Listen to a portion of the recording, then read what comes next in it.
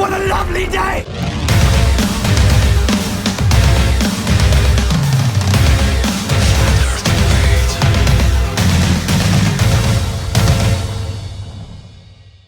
Welcome to Flat Earth Debate Live. I'm your host Nathan Oakley, and if you're new to this channel, or you've not done so already, then be sure to subscribe, hit the bell notification icon and join button if you'd like to become a Nathan Oakley 1980 channel member and keep up to date with the Flat Earth Debate. If you'd like to support the channel, there is a super chat that runs alongside each of these shows while they are live, and there's also a PayPal, Patreon and crypto link in the info box below the video. Most importantly, if you'd like to join the discussion, simply mute the page you are currently watching, then click the link in the info box below this video to join the panel and express your views on the nature of Earth. If you do join, please don't swear. If you do, you'll be ejected, and if you are, please don't try to rejoin the stream using stock accounts. You'll be warmly welcome back on the next stream. Please also share the show on social media. Sharing the show obviously increases the live audience, but this in turn increases the chances of a more diverse panel. So please share the show on Facebook and Twitter. And one last time, if you're new to the channel or you've not done so already, then be sure to subscribe, hit the bell notification icon and join button to keep up to date with the Flat Earth Debate. Now, we are joined by Ranty Flat Earth, Flatzoid, 10th Man and Chocolate Sane in G+. Good to have you all. Good morning. Good afternoon. Good morning. Afternoon for me. Hello, and we're also joined by a whole bunch of people in Discord, so hello to all of you as well. Hello. Great to be here. Great to be here. Good to have you on and all. Before we get into housekeeping, I've decided every so often I'm going to do a quick shout out to all of the people who've joined at the higher levels of membership. So I'm going to do a quick shout out now to all of you who've joined as a lion, a unicorn or a Yoda. So massive shout out to Anaconda Malt Liquor, Daz, Studio 68, Kamikaze Gilmore, Burn Fat Till My Stomach Is As Flat As the Earth, Paige, Rhett Priestley, theflatearthchannel.com, the God Series, Contrapinion, I think that is, Windrider, All People, Free People, Colin Dresser, and Eagle Plane and Anchor. So a massive shout out to all of you for supporting me as a Nathan Oakley channel member. There are a whole bunch of other people that have joined as hyenas and unicorns, but just too many. I don't want to take up the entire show shouting out everybody, but periodically I will shout out those other memberships as well when I'm on the live show. In the meantime, any signs of Earth curvature? Well, can I just say, I am a penguin. Yeah, I know you are. You'll get a periodic shout out now and again.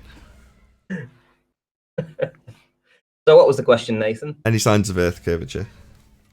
Not from the Cliff House restaurant. Got a new question. Do you want to ask it, 10th Man? I would love to ask it. Go ahead. Any evidence of a physical sphere edge capable of geometric measurements, for boats to go over? To block things from the bottom up? To measure geometrically? No, they ask us for an edge, but in reality they have one. They reify a not actual location we call the horizon into a physical sphere edge to obscure things and have boats go over. Any evidence of axial rotation of the Earth-based variety, as Ranty's here? Nope. Good morning, Arwen. Good morning, Arwen. Hi. Hey, Arwen.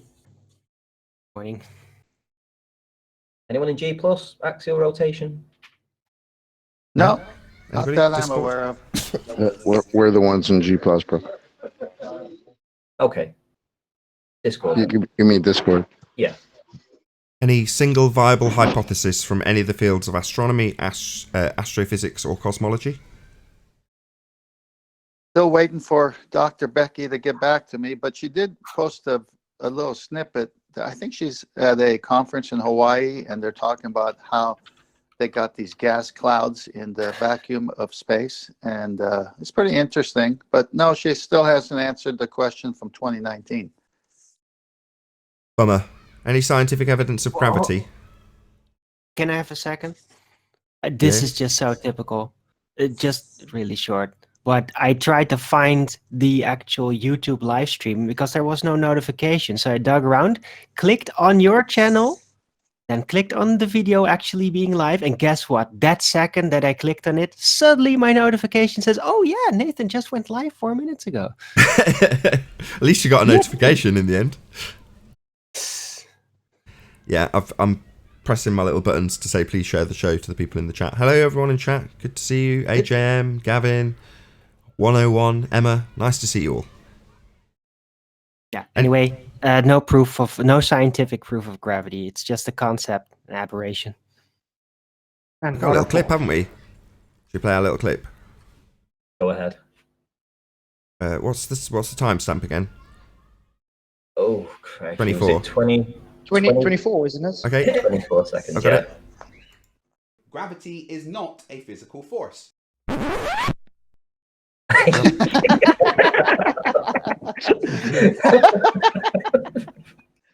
Excellent.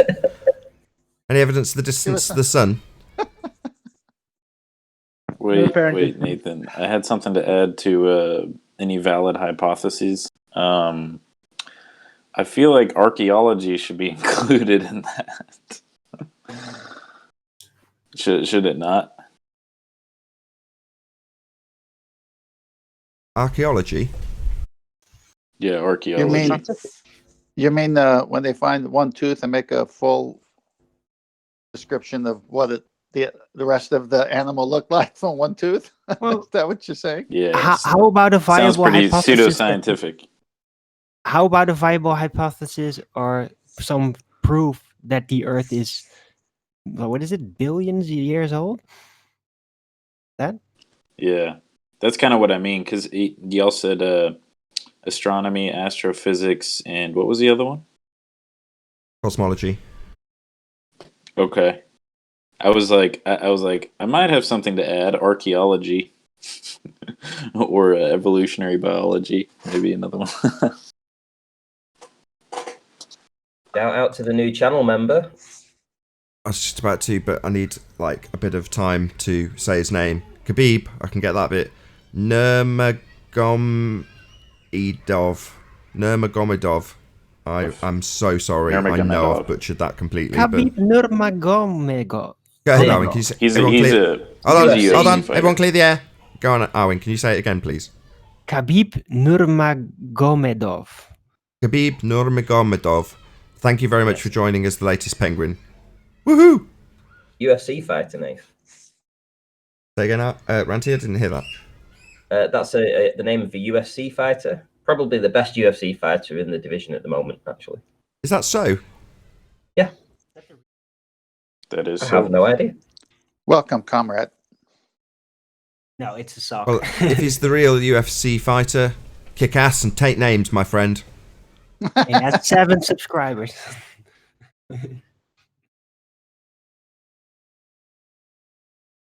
Where were we? Any evidence that you can have gas pressure without the necessary antecedent of a container for all the fundamentalist religious zealots who believe the sky is a vacuum? Keyword, pressure. No. What, as in pressing on stuff? Container. Yeah. Gas is pressing on all the other gas and the container. Any evidence of a self-perpetuating molten iron core at the centre of a presupposed spherical Earth? Iron. Does it have to be iron though?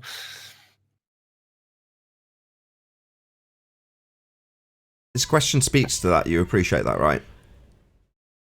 Well, Well, they still do say it, right? That it's an iron core, even Well, though it's been kind of like just- geologists are trying to figure out, Well, trying to we adapt all- the model of what's down there. let me know when you're done, Arwen. Every time I start taking a word, you start again. Sorry. But no, there's definitely no actual proof of a molten iron core at the center of presupposed spherical Earth. But earlier we were discussing meteors, and while you may not class Theia as a meteor, it's a giant claimed to have been celestial body that smashed into the Earth. And the debris, given that it hit Earth, according to their rhetoric, at a glancing blow, not destroying the fledgling Earth planet, and instead depositing, how convenient, a molten iron core on Earth, and the debris coalesced to become our moon. That's their rhetoric. I mean, it's true to them because they made it up themselves. Exactly. It seems like all the iron comes from space. So how did molten iron fly through space in exactly? It was in Yeah, the but are they core. claiming? It was in the core of a planet called Thea. So while the timeline would suggest that our core right. would have cooled down by now, well, it hasn't, because we were smashed at a glancing blow by a planet on a very similar orbital path to us that kept missing us, and then eventually didn't miss us. It smashed into us and deposited its molten iron core, and the leftover shit coalesced to become the moon. That's why the moon's basically the same as us, because it is us. The debris from the collision between Thea and fledgling Earth. And it's true So because they made it up themselves. So are they claiming that the moon is iron? But look, if one planet originally presupposedly smashed into the pre-molten iron core Earth, wouldn't there just be a lot of debris at this this orbital circle around the sun? Wouldn't there be still a lot of meteor shit left over from all that? Or was that all then eventually did that hit the face of the moon? Whatever you like, man. Just whatever you like. It's just a story. They can make it up literally. How do you think you got your iron skillet, Arwen? Just accept it. Don't forget, Superman landed it too. Look, don't even get me started. Do you know how gold's supposed to have been created? Go ahead, tell us. Yeah, It's the fusion forged. in the sun, right? Go on, Garwin. Sounds like you got the right answer. Yeah, it's supposed all the heaviest of metals are all created by the nuclear fusion in the sun. In a supernova. all- That's correct. So essentially, that And then process it of explodes. becoming heavier and heavier metals takes place only, according to their rhetoric, upon supernova star explosion, and then those elements get, pushed out into the rest of the cosmos, and if we're lucky enough, some of them hit us. But all of these heavy elements, according to their bullshit made-up story, come from the heart of a dying star. The funny thing is, I didn't hear one scientific fact there. I just told you, it's true because they made it up themselves. They're just silver-tongued devils. Don't believe them.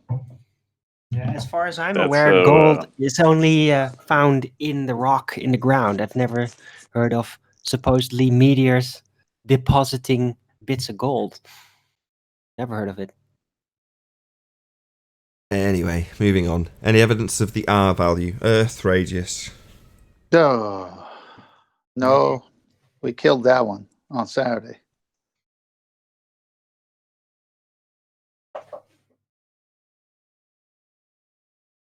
Is that it? No? It's dead. Nobody- It died. Nobody in Discord. I think that only models have a radius value. Yeah, that's correct.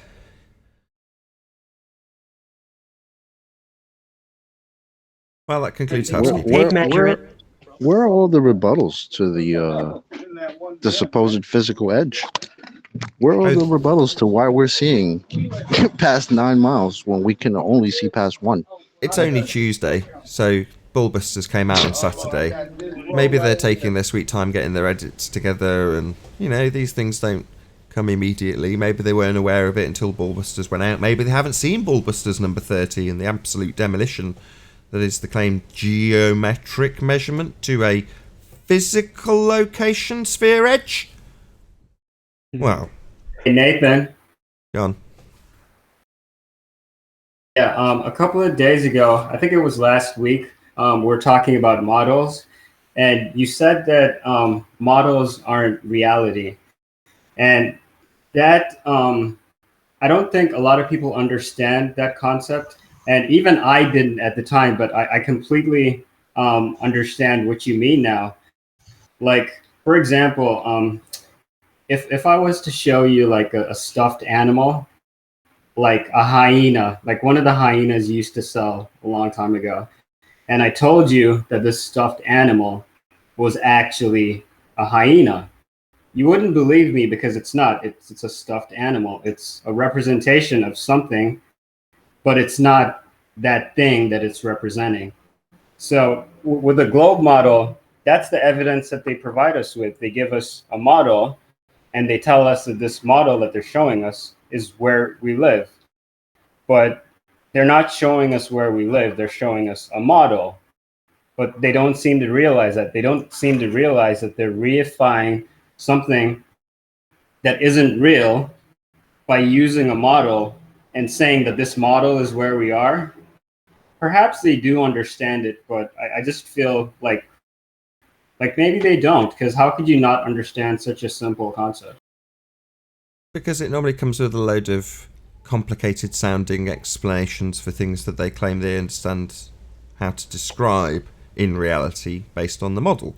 So in your analogy with a model hyena, let's say that instead of it just being a stuffed toy, somebody's gone to the effort of taking and scanning with, layers that they've taken, so they freeze the thing and then slice the thing so that they've got absolutely microscopic detail, and then they recreate it with a 3D printer, and they print out every intricate detail of the hyena and then present it to you, and they show you the intestines, and they say this particular part is here to pump the blood around the animal, and they show you on the model and describe based on no scientific justification, just their explanation based on what they see. And they say, based on this model, this is what happens. It pumps the blood round. Then they bring in a real hyena and go, there you go. So that hyena's got its blood being pumped around by its intestines. Now, because you've got a model, and it's a really accurate model, and you can explain something about the way it physically is perceived, or looks in your model, does that mean that you're right in your explanation about the real hyena and how it works? Well, not necessarily.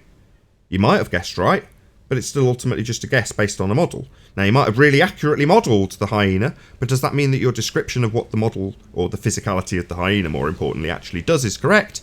No, it doesn't. It's mostly just based on data. Exactly. And a lot of people say that it doesn't really matter what the shape of Earth is, if it's flat or a globe. It's inconsequential. But that's true for a majority of people. Like, there are no ramifications for what your epistemology is. But the only people that seem to actually care is the globe zealots, the people that we deal with on a daily basis. And that's because not even true. This is their epistemology. No, I disagree with that. Something? He wants to disagree with Pat that it doesn't make any difference, but if you can wait, he's got a different point. So yes, I noted 10th man. Once he's finished his point, yeah, we'll get back to it. How big a difference it makes. Right. For 10th man, it's inconsequential in the terms that it doesn't have any practical use. For example, if I'm a pilot, I don't care what the shape of the Earth is. All I need to know is the distance to the destination that I'm traveling to, the visibility during that day that I'm going to be flying, and the amount of gas that's in my tank. Maybe I might need to know how many passengers are in the plane, but I definitely don't need to know what the shape of the Earth is. It's inconsequential. It has no practical use. It only has ramifications for the zealots because it's their epistemology. It's their worldview. It's how they see things. So I've been wondering why is it that for us guys, when we look at images of Earth from space as proof of Earth being a sphere, all those images appear to be fake to us. But to these other people, they look at them and they accept them as real. And I've been trying to understand this from a psychological standpoint. Like, what is it about those guys that makes them look at those images and say that they're real? And I'm starting to get an idea of what it is. And it has to do with supremacy and imperialism. Like, a lot of people that live in the Western world or in first world countries have this supremacist or imperialist idea that they're superior to everybody else, technologically and economically. Like, we're the pinnacle of existence compared to other parts of the world. We've put satellites in space. We've landed men on the moon. So we're far superior to savages that are living in huts in other countries and haven't, done as much as we have. This is the mindset that these people have. So they can't be wrong. It's a narcissistic mindset where everything they do is right because they're superior to everyone. And this is how these zealots look at us. They're like, there's no way we can be wrong. We're superior intellectually to you. We understand math and physics, and you don't. And this is the language they use to describe their worldview. They can only use math and physics. So that's why they ask us to challenge them on that front. They're like, okay, tell us how the math doesn't work, or tell us how the physics doesn't work, or explain to us how the physics and the math work on your model, because that's the language that they use to describe their worldview, math and physics. The reason I'd like to get back to. Hold on a second. I'd like to interrupt your monologue. Sitting on it for a while. That was a long I'd like to monologue. interrupt your monologue for a second. You said that pilots, the shape of the Earth would have no practical use. The Earth is spinning, and it's a sphere. Then you're going to have to take that into account, right? That's correct. They don't. But they don't. They don't care if the Earth is spinning. I want to rattle these off one at a time. Sorry, Babs, bear with me. What you're saying is they don't take any of this into account, but no, in reality that means they're actually accounting for flying over a flat plane. Because if they accounted for drop, then they'd have a very swift problem. Well, they don't account for drop because they're not accounting for being on a globe, which is why they don't have a problem. But if they did account for being on a globe, they would have a problem. So your assertion was incorrect in that regard. Now, QE, I'm sure you've got a list of other things, but I did promise 10th Man who'd get to the importance factor. Sure. Yeah, no problem. Go ahead, 10th Man. You know what? Arwen's hurt, so I'll let him go first, and then I'll go next. Arwen's hurt? He's not a bloody snowflake. Yeah. I'm sure he can wait till you've gone first. God. Go ahead, 10th. It's just a short point, really.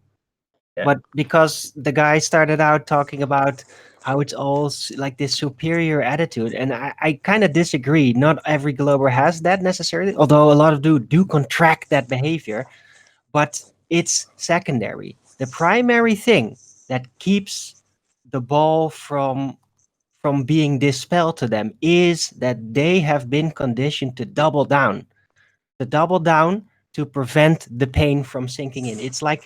It's very instinctive reaction, and that helps conceal the insight from their consciousness, and it makes them feel safe when that process happens. Okay. And secondary. No, hold on, Owen. You said it would be quick. 10th Man. So it was expressed by Babs that it's inconsequential to your average Joe if the Earth is flat, and you objected. Please feel free. Go ahead. Yes. Babs, can you tell me why it's inconsequential to live in a lie? It's inconsequential for most people because they have other priorities. They don't care about what the shape of the Earth is. That's not the question. Are there consequences at some point if you live in a lie? Of course they are, yeah. Okay, so then it is consequential, and you're wrong. Well, to them, it's inconsequential. Like their mindset is it doesn't matter. I'm saying when it's apparent one day there's going to be a consequence. But how many years passed without consequences because of the lie? So there are consequences to everything. There's consequences when you have the truth, and there's consequences when you have a lie. Are you disagreeing with me? No, there are consequences to believing in a lie. Perfect. Of course. So, okay, that's what he challenged you on. Fine. Arwen, did you want to get your second point in, and then we'll go to QE?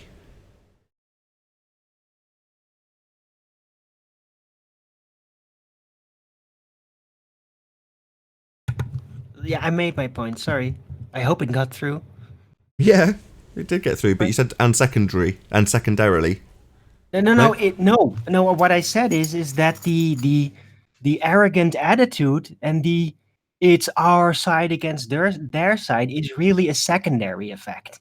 It's not the primary, it's what they fall back to basically protect, to keep it covered up. It's to distract them. They polarize it, they politicize it, all that. That comes secondary because primary is that they double down on what they've went with all their life. Yeah, but Yeah. that sounds like primary. that sounds like the seasoned It's global basically troller just we're talking cognitive about, though. dissonance. Oh, hold on. Go ahead, Flatsoid. I said that sounds like the seasoned globe troller we talk about, though. When you talk to normal globers, they actually have quite an open mind, I have to say.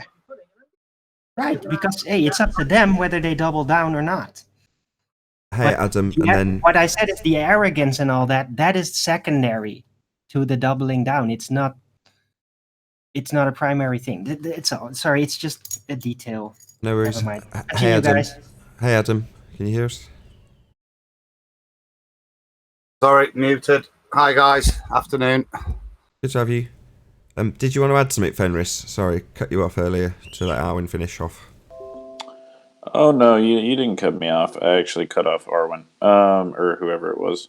I was just saying it's basically cognitive dissonance. I mean, if you consent to believe something, and then it's kind of incentivized by everyone else to believe in it, or else you're ostracized, then like it becomes a protection, kind of like what Arwen's talking about.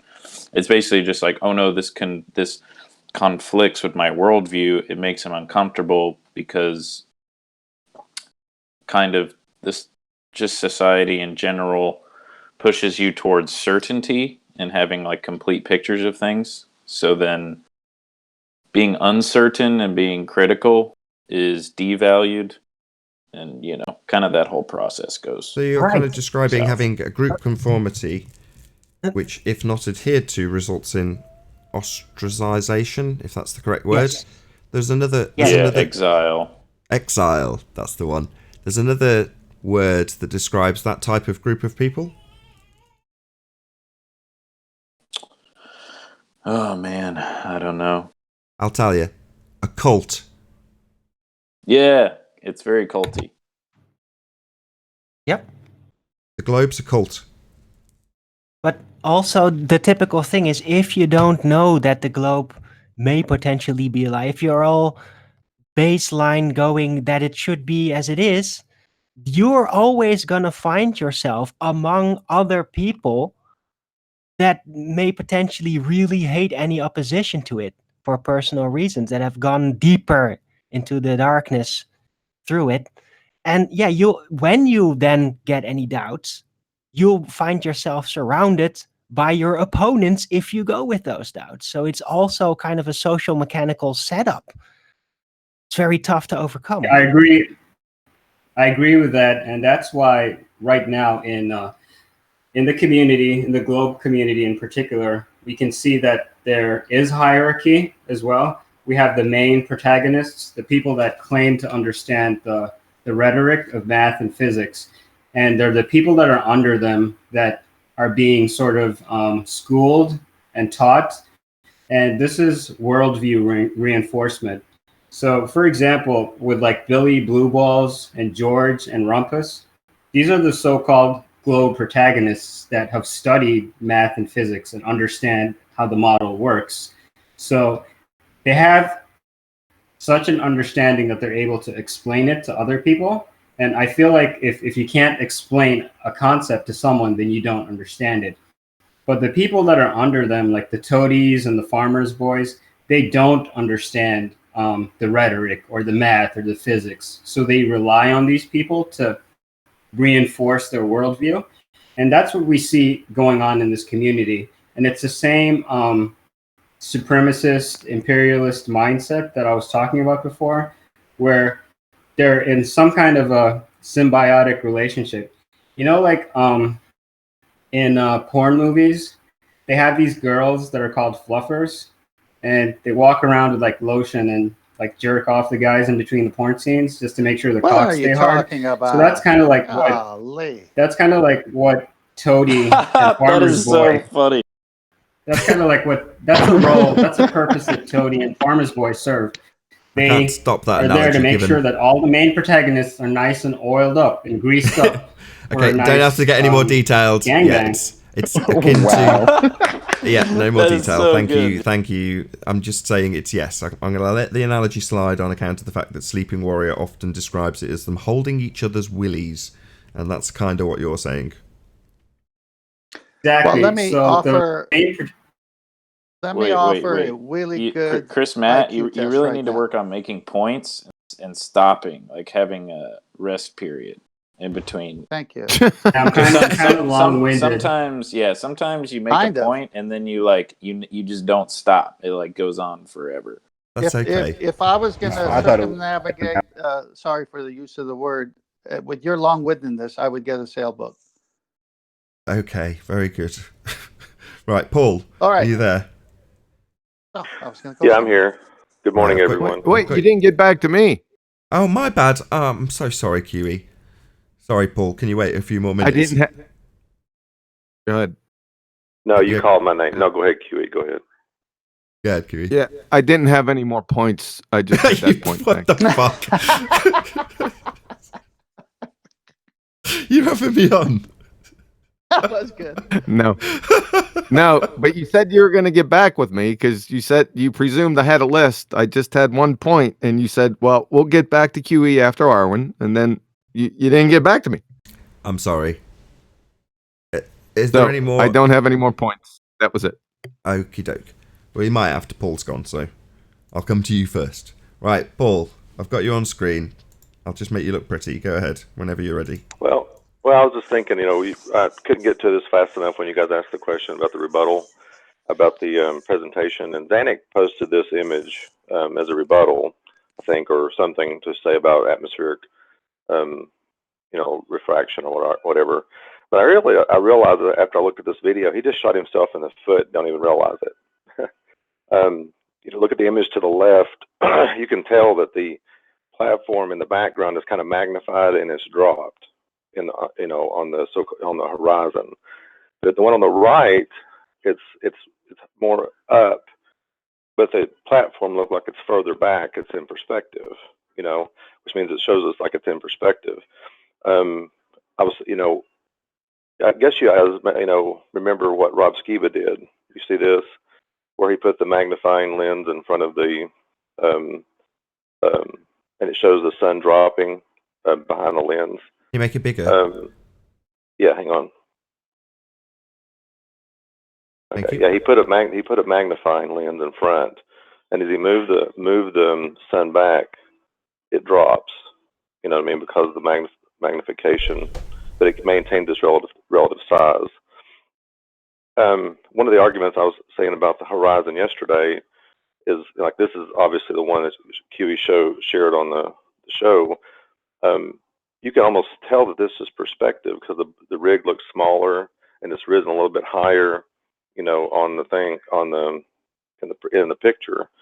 And although I kept telling it to Zanuck yesterday, it's like he brought up something about he didn't want to address perspective in this because it's just obviously perspective. And there's a little bit of distortion of the oil rig in the back, but it's definitely smaller and it seems to match up with perspective pretty clearly, pretty consistently. But this original image here shoots himself in the foot because the one on the left, if it's magnified and it's dropping the oil rig behind it, it's the magnification, the refraction causing the oil rig to sink and to be magnified. It has nothing to do with an edge. You understand what I'm driving at? What I'm trying to get to? Yeah, he's segued away from the actual point in regards to where the horizon's located. Right. He doesn't want to focus on that, obviously, never. But even in this, the atmosphere magnified the oil rig and dropped it behind the so-called curve because it's obviously that you could see in his own image. The oil rig magnified. I see what you're saying now. It's the reverse of what he would expect, even though he's using it to claim proof. I like it. Right. And this is his own thing. It's not me. I mean, you can go back to the live stream and find where Zanuck posted this. It's not me. Paul, does he give a distance for both those platforms? I don't think so. I don't remember. I was working when I listened to them dialogue about this yesterday, So I Well, don't if he was interested in distance and horizon, he would have posted the distances. But obviously, he's trying to hijack the point by changing the argument about the horizon where it could be and not be to the oil rigs. Right. Well, I know our argument is the horizon should be in front of the first oil rig. If at 1 foot observation, the horizon should be in front of that first oil rig. But anyway, I'm just trying to say he's shot himself in the foot with this one because I don't know. Anyway, I think you guys understand it. What I'm trying to say. At least I hope so. Anyway. No, I got it. He avoided showing mean- the distances because it would kill his horizon argument. So he shows the differences in two shots, but doesn't focus on the argument, which is the horizon. Right. Exactly. It looks like those two shots are taken from different angles, anyways. If you look closely, it honestly looks like the one on the left is shot from a lower angle. It's hard to say. I mean, without all the specifics, it's hard to say. But he says here, same location, same elevation, same different days. So if we're going I mean, by that's just what it he's says, but saying, it looks like it's turned slightly. It looks like it's taken from a different elevation to me. But he's proving our point. Yeah, I know that's my point. He's proving perspective, not curves. In order to make his red herring argument, he's got to prove our point again, and he has. But obviously, he's not arguing our point. It's a red herring. But thanks for your red herring that proves our point further that you haven't addressed. Really, really well done. There you go. So is he trying to claim that refraction perspective is actual just curve? Yeah, his argument yesterday, and he actually said it. I think even when QE was on there for a little while, but that on the right hand image, that's looming. That literally looming is brought the oil rig and the horizon up above the curve. So he would say on the right hand side would be looming, not actually probably what you would see in perspective. That doesn't make sense. It's like flattening out the curve, in other words. Right. The looming flattens out the curve. That's what they're saying. Yeah, what they require is a geometric flattening. In other words, rolling out the world to be flat as it appears in the images. When what they're describing is light bending through ever increasing layers of refractive, but it just, it doesn't match. They need to flatten out the land because it's flat.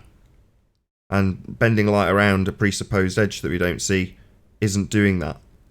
So they're screwed. This episode 30 of Bullbusters is like a little scoreline underneath a lot of things that we've discussed. Reifying edges of spheres, models, all of this stuff has sort of come to a nice fine tip that they've got no way around. It's devastating. They don't have an edge. And they do. Oh, I'm sorry. I was just going to say, the conclusion is they don't have an edge. They need one. They've got an edge of a ball that's obscuring things, boats are going over it, etc., etc. They don't have that.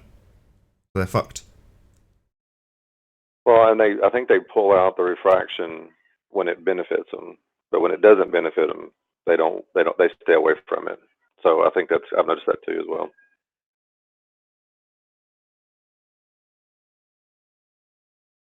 Right, QE, you there?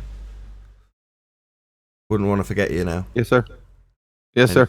Anything to add? Nothing to add. Do you agree? Bullbusters 30 will be a punctuation mark in this discussion? Hopefully. I don't know if everyone's going to run with it. It looks like people just want to argue, right, rather than get to the point. Right? That's the way I see it.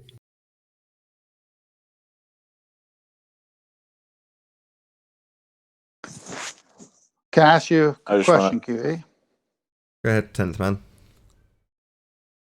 Since Ballbusters 30 shows that there's no such thing as spherical trigonometry, what does this do?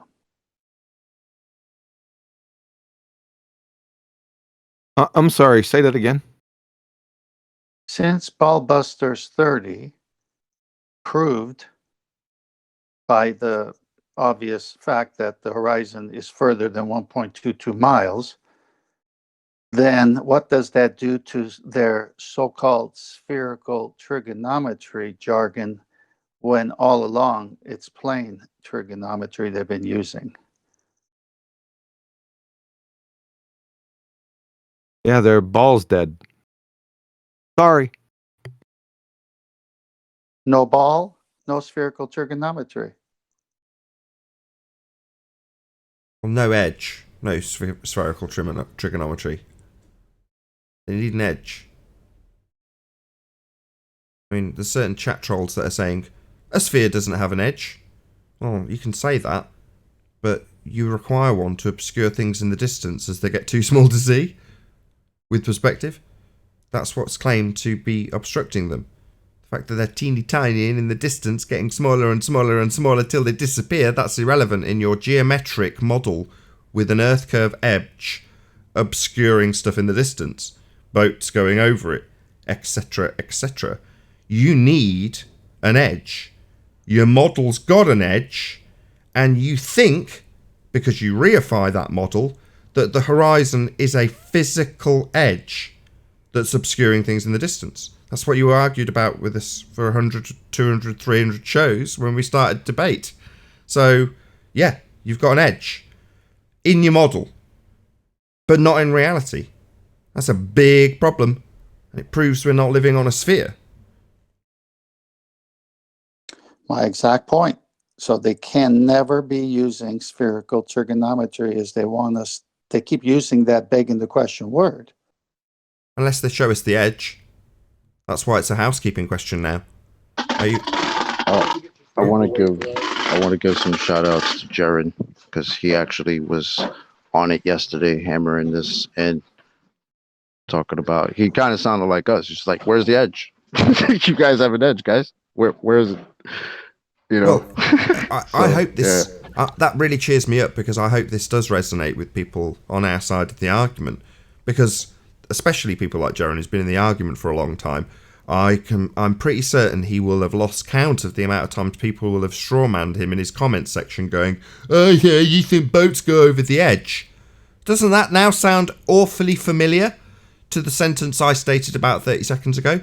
The ballers have got an edge, boats go over it, and you go, holy crap, their picture of the flat earth that they strawman us with has literally got a boat going over an edge, and they ask us to take us there.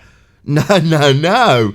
Take us to your physical edge that your boats go over, because you're measuring that physicality, which you haven't got in reality, with geometry. Yeah, amazing, isn't it? They challenged us for an edge, told us about an edge, talk about boats going over the flat earth edge, and yet it's them with an edge and boats going over it. It's got a physicality to obscure things. Amazing, isn't it? So I hope it does. Hope it resonates with a lot of flat earthers, and they go around telling globeheads, "What do you mean edge? You're the one with the edge, Fundy. You've got boats going over it, you moron." Yeah, he was also giving props to the new question that's come out because of this. So, yep. Shout out to Jaron. Do a couple of quick super chat shout outs. Shout out to Cleary. The edge has reached its vanishing point. Absolutely epic. I love the super chats when they're like concise and on point, because you've got to think of a really concise way of getting into a super chat because you're limited for words. I'm going to say that again, Cleary. That was ace. The edge has reached its vanishing point. Spot on. Godzilla 37, also a massive shout out for your super chat. Shout out retracted to Big Kahunas and NASA Warrior. Thank you very much for the super chat, Godzilla 37.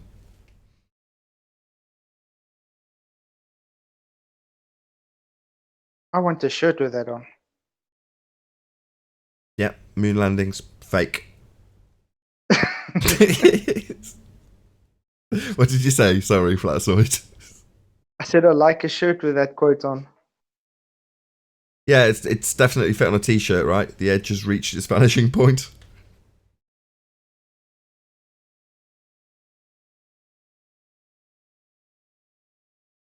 Yeah, massive shout out to Taboo Conspiracy, because it's sort of him that started this avalanche. Because even I hadn't put two and two together, even though he got me to make a specific quote about the reified edge of a sphere not being the horizon. Well, in terms of what they're doing in their mathematics and what that necessitates for their model and what they perceive in their reality on a globe that they're not standing on, I didn't even put two and two together. And then when QE came to me and went, look, this is a really important point, I was like, yeah, seems a bit squirrely. Until the penny dropped, and I'm like, holy shit, yeah, physical edge, that's what they've got to have. It's not just a sentence about the reification of the model. In reality, they're saying what we're looking at on screen now is a physical edge, not just the arbitrary position where the sky appears to meet the ground and varies with your visibility on the day. No, that's a physical sphere edge according to them that you're looking at here. Well, it isn't. It's the horizon. It's a not actual location. It doesn't have a postcode. What about gravity is not a physical force, Nathan? That'd fit on a t-shirt, wouldn't it? You asking me to play again? And then on the back you can put, but you can think of it as one. Gravity is not a physical force. Love it.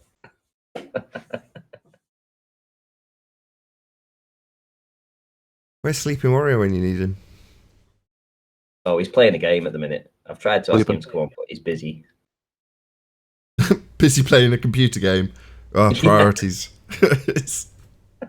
Wait, what game? Who cares? What game? Beat the Globe Earther, I think. I want to know. You're a gamer, aren't you? I can tell. Yeah. I mean, I like some games. I have like one game right now I like, but I don't really play it that often. I like to read more than I like to play games. Yeah, I'm not into games, but I do watch speedrunners. The way of unwinding, watching other people with vast amounts of unnecessary skill in something that basically achieves nothing in life. It's honestly like it's pretty entertaining sometimes, but I love it. Then I get all self-conscious and I'm like, why am I doing this? I absolutely love it. Watching somebody beat Super Mario in under 5 minutes. Awesome. Yeah, it's pretty interesting. And they're really, I'll use their vernacular, salty. So they're all quite backbitey and bitchy.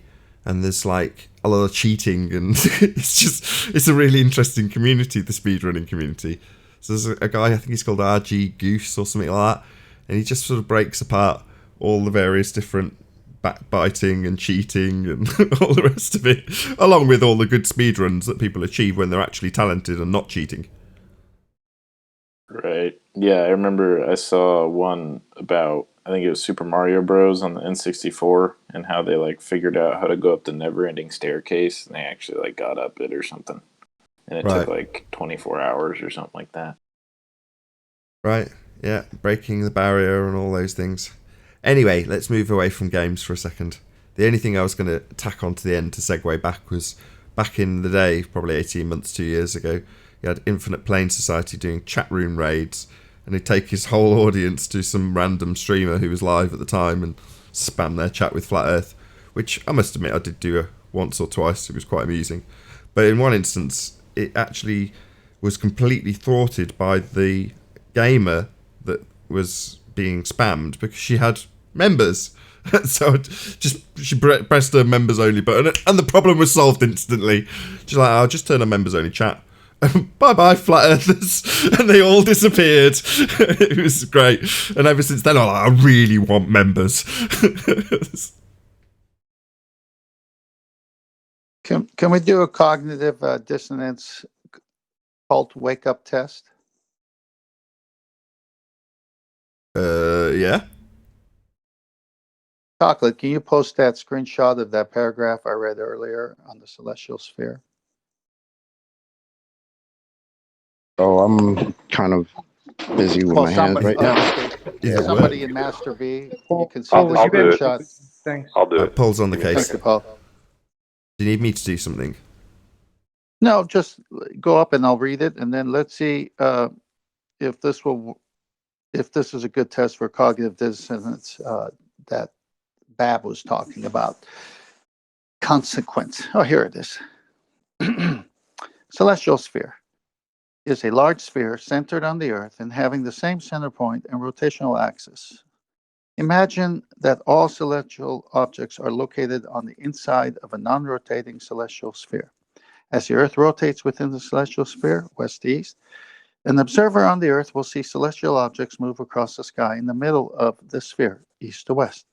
Because the celestial sphere is tilted to the same axis of rotation as the Earth, celestial objects move across the sky in arcs, centered on Earth's polar axis. Note that the celestial sphere is imaginary and does not actually exist. Baller, any ballers? When you read that, do you just swallow it, or do you say, what? Something's wrong with that. What do you mean imaginary? Is it actually happening? Is this a kick to get you thinking? Or are you going to stay in the matrix?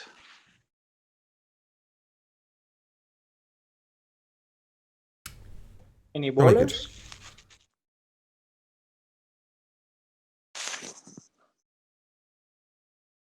We had it earlier, unless it's deja vu. Why did we get it again? Were you just trying to tempt out the ballers with the doublespeak? I have another thing from a NASA document, but I just wanted to throw this out first because this is from an astronomy site. Okay. And I'm just seeing if anyone will step up as a baller and tell me if that's a bit bothering to them,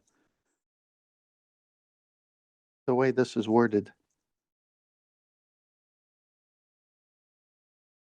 No, Okay, no challenge. No baller. All right. So off of this NASA document, it's talking about the celestial sphere. And I'll just go down to, and I'll post this as well in Master-B, but I'll just go to the last paragraph. We, of course, know that it's not the universe that rotates around us from east to west, but our Earth is the one rotating from west to east. See, know that end. But it's still convenient to talk about the rotation of the celestial sphere.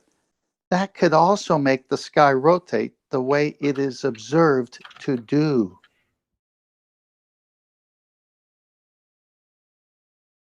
Not real then.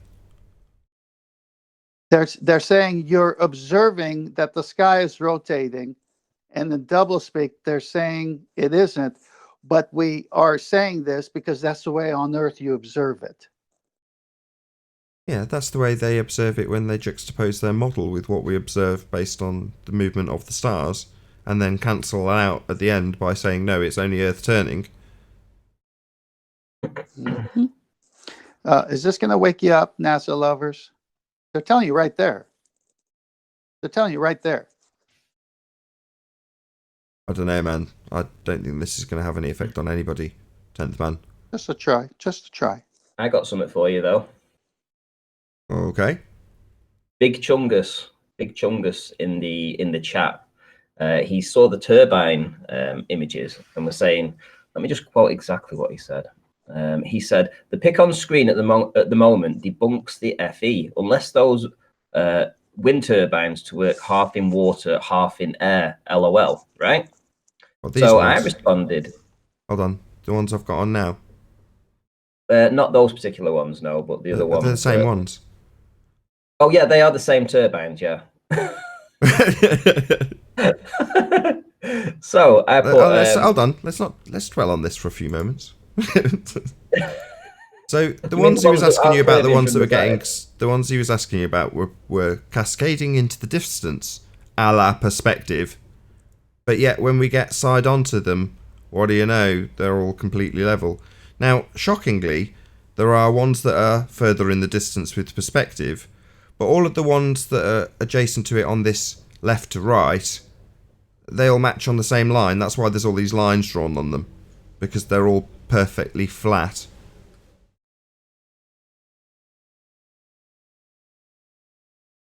But don't you know, Nathan, this is going to be the ball argument. Don't you know, Nathan, but when you're standing on top of a ball, when you look around, it looks flat. Come on. Don't you get it? No, what's happening is these are cascading into the distance with perspective. They're getting further and further away and smaller as they do so, closer and closer to the deck. That's what happens with perspective. You know, if you're standing next to something, you could be looking up. The angle you're looking up, i.e. your head's tilted upwards. But as you get further away from it, your head gradually gets closer and closer to the horizon as it gets smaller and closer to the horizon. That's perspective. And even though it may appear that you can juxtapose a perspective omitting calculation onto this effect and call it Earth curve. Look, they're falling around Earth curve. No, they're getting smaller with distance. It's perspective. Here they are side on, all perfectly level. Look, none of them are curving around the Earth, mate. Not one of them. They don't do that. They're all nice and level. Although it did look that way when you look down the line of them, and that effect is what you've hijacked geometrically.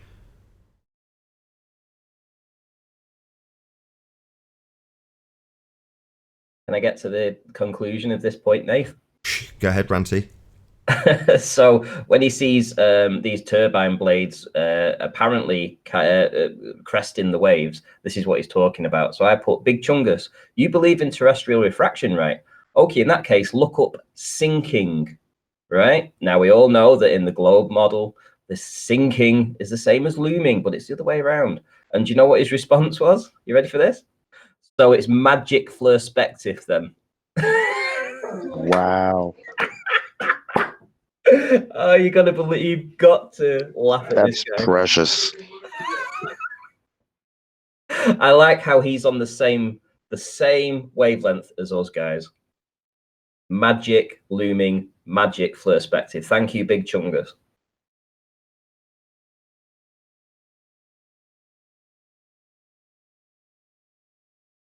I like it when newbies come along and see the pictures on screen and go, ha, glow proof. Like, oh man, 2017, eat your heart out.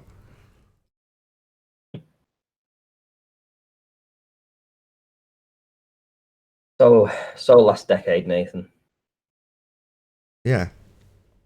They don't appreciate that their calculations are put 90 degrees adjacent to the actual observation that's being studied.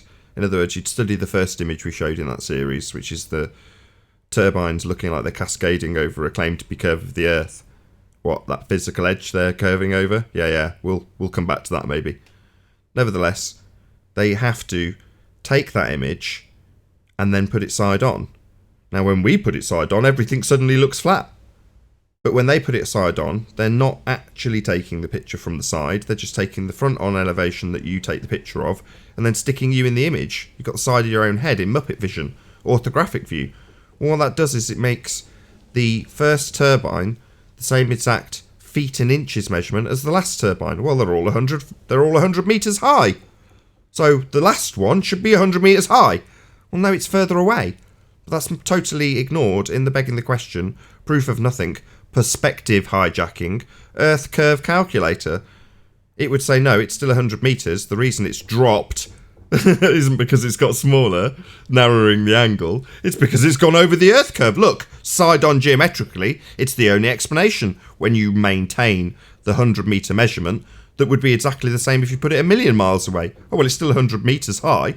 Yeah, but it's really, really small now. It's 1,000,000 miles away. No, it's just much further around Earth curve geometrically. If people tune into the after show, Nathan, I will present an image done by Slice Barcade, none less. They're one of their hierarchy of the globe proponents, proving that what you've just said is actually reality. Cool. Well, with that, excellent plug from Ranty. I'll say if you are watching this on the Nathan Oakley premiering stream, then stay tuned as there will be an after show to follow. Unfortunately, if you're watching this live on Nathan Oakley 1980, this is where we bid you farewell. A huge, massive, enormous thank you to all of you. Smash the membership joining button, super chat, share, all that good stuff. And of course, a massive thank you to all of today's Discord and G Plus panels for making this live show possible. Once again, stay tuned if you're watching on Nathan Oakley channel. I've been Nathan Oakley, and I'll see you all in the next video. Oh, what a day! What a lovely day!